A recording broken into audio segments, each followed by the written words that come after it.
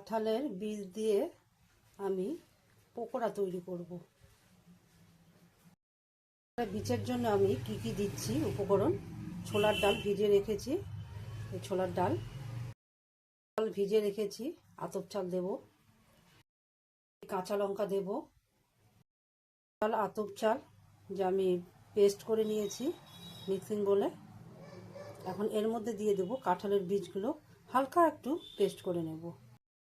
কাঁঠালের বীজগুলো দিয়ে দেব, সামান্য একটু ঘুরিয়ে নেব, বেশি পেস্ট করব না, একটু দানা দানা থাকবে, বেশি মিহি করে বাটিনি, জাস্ট একটু দানা দানা থাকবে।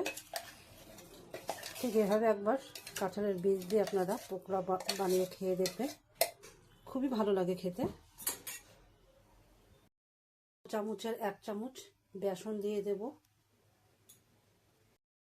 অনুযায়ী লবণ দিয়ে দেব, গুঁড়ো আর লঙ্কা গুঁড়ো দিয়ে দেব, সামান্য কালো জিরে দিয়ে দেব, একটু রিফাইন তেল দিয়ে দেব। তেলটা দিলে কি হয়, মুচমুচে হবে খেতে। কাঁচা লঙ্কা কুচি কুচি করে কেটে নিয়েছি, কাঁচা লঙ্কা দেব। পকোড়াটা আমার দেওয়া হয়ে গেছে, এখন ভালো করে মেখে নেব।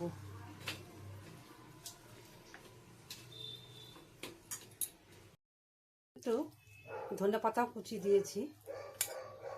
তেলটি আমার গরম হয়ে গেছে, একে একে পকোড়াগুলোকে দিয়ে দেব তেলে। যে একে একে সবগুলোকে আমি দিয়ে দেব তেলের মধ্যে, পকোড়াগুলোকে সবগুলো আমার তেলে দেওয়া হয়ে গেছে। এখন উল্টিয়ে দেব ওপাশটা।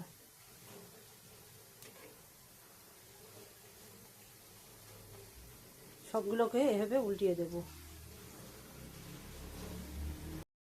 দেখুন আমার পকোড়াগুলো ভাজা হয়ে গেছে। একটি বাটিতে টিস্যু পেপার পেতে নিয়েছি, এখন পকোড়াগুলোকে বাটিতে তুলে নেব। যেহেতু প্রচণ্ড তেল পরিমাণে থাকে, টিস্যুতে তেল টেনে যাবে। পকোড়া আমার ভাজা হয়ে গেছে, যে নামিয়ে নিয়েছি।